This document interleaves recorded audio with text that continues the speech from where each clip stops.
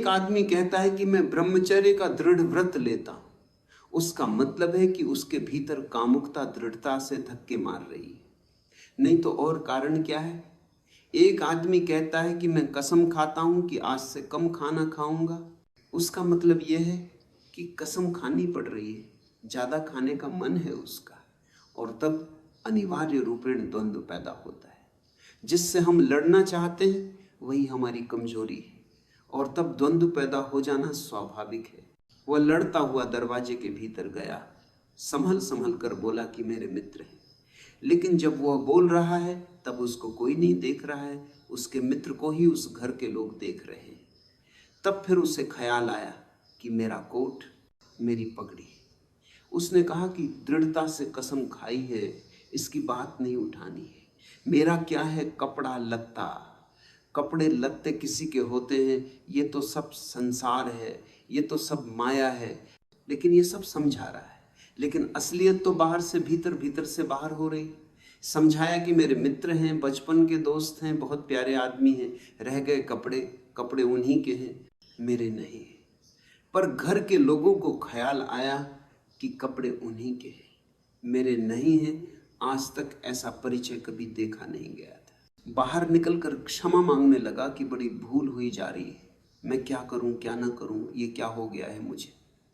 आज तक मेरी जिंदगी में कपड़ों ने इस तरह से मुझे नहीं पकड़ा था, किसी को नहीं पकड़ा है, लेकिन अगर तरकीब उपयोग में करें तो कपड़े पकड़ ले सकते हैं। मित्र ने कहा मैं जाता नहीं तुम्हारे साथ, पर वह हाथ जोड़ने लगा कि नहीं, ऐसा मत करो, जीवन भर के लिए दुख रह जाएगा कि मैंने क्या दुर्व्यवहार किया।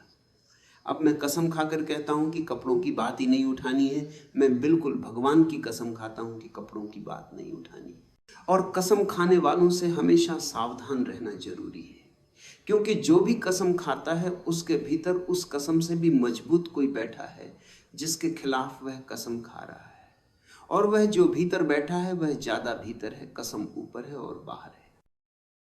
एक आदमी कहता है कि मैं ब्रह्मचर्य का दृढ़ व्रत लेता हूं, उसका मतलब है कि उसके भीतर कामुकता दृढ़ता से धक्के मार रही है, नहीं तो और कारण क्या है।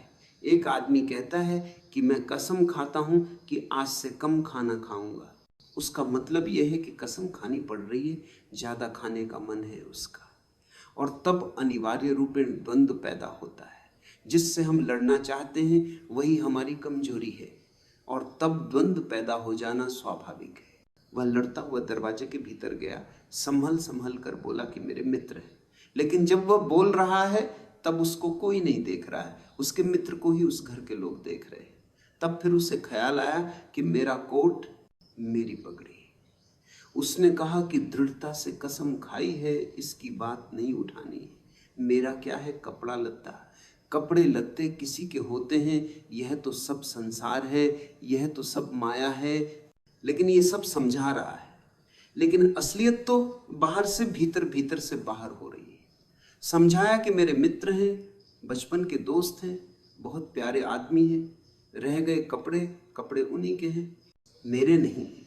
पर घर के लोगों को ख्याल आया कि कपड़े उन्हीं के हैं, मेरे नहीं हैं। आज तक ऐसा परिचय कभी देखा नहीं गया था।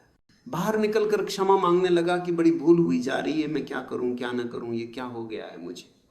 आज तक मेरी जिंदगी में कपड़ों ने इस तरह से मुझे नहीं पकड़ा था, किसी को नहीं पकड़ा है, लेकिन अगर तरकीब उपयोग में करें तो कपड़े पकड़ ले सकते हैं। मित्र ने कहा मैं जाता नहीं तुम्हारे साथ, पर वह हाथ जोड़ने लगा कि नहीं, ऐसा मत करो, जीवन भर के लिए दुख रह जाएगा कि मैंने क्या दुर्व्यवहार किया। अब मैं कसम खाकर कहता हूं कि कपड़ों की बात ही नहीं उठानी। मैं बिल्कुल भगवान की कसम खाता हूं कि कपड़ों की बात नहीं उठानी, और कसम खाने वालों से हमेशा सावधान रहना जरूरी है, क्योंकि जो भी कसम खाता है उसके भीतर उस कसम से भी मजबूत कोई बैठा है जिसके खिलाफ वह कसम खा रहा है, और वह जो भीतर बैठा है वह ज्यादा भीतर है। कसम ऊपर है और बाहर है। तो उसने बिल्कुल ही अपने को सांस सांस रोक लिया और कहा कि अब कसम खाता हूं कि इन कपड़ों की बात ही नहीं उठानी। लेकिन आप सोच लें उसकी हालत। अगर आप थोड़े बहुत भी धार्मिक आदमी होंगे तो आपको अपने अनुभव से भी पता चल सकता है कि उसकी क्या हालत हुई होगी। अगर आपने कसम खाई हो, व्रत लिए हो, संकल्प साधे हो, तो आपको भली भांति पता होगा कि भीतर क्या हालत हो जाती है। भीतर गया, उसके माथे से पसीना छू रहा है, इतना श्रम पड़ रहा है, मित्र डरा हुआ है उसके पसीने को देख कर कि वह उसकी सब नसें खींची हुई है।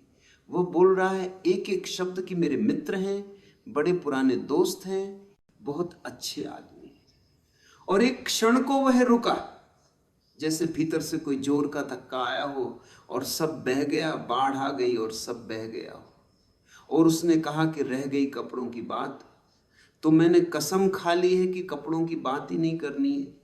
ये जो इस आदमी के साथ हुआ वह पूरी मनुष्य जाति के साथ सेक्स के संबंध में हो गया है। सेक्स को ऑब्सेशन बना दिया, सेक्स को रोग बना दिया, घाव बना दिया और सब विषाक्त कर दिया, सब विषाक्त कर दिया। छोटे छोटे बच्चों को समझाया जा रहा है कि सेक्स पाप है, लड़कियों को समझाया जा रहा है, लड़कों को समझाया जा रहा है कि सेक्स पाप है। फिर ये लड़की जवान होगी, ये लड़का जवान होगा, इनकी शादियां होंगी और सेक्स की दुनिया शुरू होगी। और इन दोनों के भीतर ये भाव है कि ये पाप है। और फिर कहा जाएगा स्त्री को कि पति को परमात्मा मानना। जो पाप में ले जा रहा है उसको परमात्मा कैसे माना जा सकता है? ये कैसे संभव है कि जो पाप में घसीट रहा है वह परमात्मा हो? और उस लड़के को कहा जाएगा, उस युवक को कहा जाएगा कि तेरी पत्नी है, तेरी साथिनी है, तेरी संगी है। लेकिन जो नरक में ले जा रही है, शास्त्रों में लिखा है कि स्त्री नरक का द्वार है। ये नरक का द्वार, संगी और साथिनी, ये मेरा आधा अंग, ये नरक की तरफ जाता हुआ आधा अंग मेरा, ये इसके साथ कौन सा सामंजस्य बन सकता है? सारी दुनिया का दाम्पत्य जीवन नष्ट किया है इस शिक्षा ने। और जब दाम्पत्य का जीवन नष्ट हो जाए तो प्रेम की कोई संभावना नहीं रही।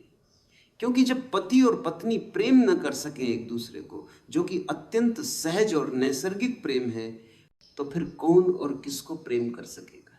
इस प्रेम को बढ़ाया जा सकता है कि पत्नी और पति का प्रेम इतना विकसित हो, इतना उदात्त हो, इतना ऊंचा बने कि धीरे धीरे बांध तोड़ दे और दूसरों तक फैल जाए। ये हो सकता है, लेकिन इसको समाप्त ही कर दिया जाए, तोड़ ही दिया जाए, विषाक्त कर दिया जाए, तो फैलेगा क्या, बढ़ेगा क्या? रामानुज एक गांव में ठहरे थे और एक आदमी ने आकर कहा कि मुझे परमात्मा को पाना है। तो उन्होंने कहा कि तूने कभी किसी को प्रेम किया है? उस आदमी ने कहा इस झंझट में मैं कभी पड़ा ही नहीं, प्रेम वगैरह की झंझट में नहीं पड़ा, मुझे तो परमात्मा को खोजना है। रामानुज ने कहा तूने कभी झंझट ही नहीं की प्रेम की। उसने कहा मैं बिल्कुल सच कहता हूं आपसे। और बेचारा ठीक ही कह रहा था, क्योंकि धर्म की दुनिया में प्रेम एक डिस्क्वालिफिकेशन है, एक अयोग्यता है। तो उसने सोचा कि अगर मैं कहूं किसी को प्रेम किया है तो वे कहेंगे अभी प्रेम प्रेम छोड़, ये राग बाग छोड़, पहले इन सब को छोड़कर आ तब इधर आना। तो उस बेचारे ने किया भी हो तो वो कहता गया कि मैंने नहीं किया है, नहीं किया है। ऐसा कौन आदमी होगा जिसने थोड़ा बहुत प्रेम नहीं किया हो? रामानुज ने तीसरी बार पूछा कि तू कुछ तो बता, थोड़ा बहुत भी कभी भी किसी को? उसने कहा माफ करिए, आप क्यों बार बार वही बात पूछे चले जा रहे हैं? मैंने प्रेम की तरफ आंख उठाकर नहीं देखा, मुझे तो परमात्मा को खोजना है। तो रामानुज ने कहा मुझे क्षमा कर, तू कहीं और खोज, क्योंकि मेरा अनुभव यह है कि अगर तूने किसी को प्रेम किया हो तो उस प्रेम को फिर इतना बड़ा जरूर किया जा सकता है कि वह परमात्मा तक पहुंच जाए। लेकिन अगर तूने प्रेम ही नहीं किया है तो तेरे पास कुछ है ही नहीं जिसको बड़ा किया जा सके। बीज ही नहीं है तेरे पास जो वृक्ष बन सके, तो तू जा कहीं और पूछ। और जब पति और पत्नी में प्रेम न हो, जिस पत्नी ने अपने पति को प्रेम न किया हो और जिस पति ने अपनी पत्नी को प्रेम न किया हो, वे बेटों को बच्चों को प्रेम कर सकते हैं। तो आप गलती में हैं। पत्नी उसी मात्रा में बेटे को प्रेम करेगी जिस मात्रा में उसने अपने पति को प्रेम किया है। क्योंकि ये बेटा पति का ही फल है, उसका ही प्रतिफलन है, उसका ही रिफ्लेक्शन है। ये इस बेटे के प्रति जो प्रेम होने वाला है वह उतना ही होगा जितना उसने पति को चाहा और प्रेम किया हो। यह पति की ही मूर्ति है जो फिर नई होकर वापस लौट आई है। अगर पति के प्रति प्रेम नहीं है तो बेटे के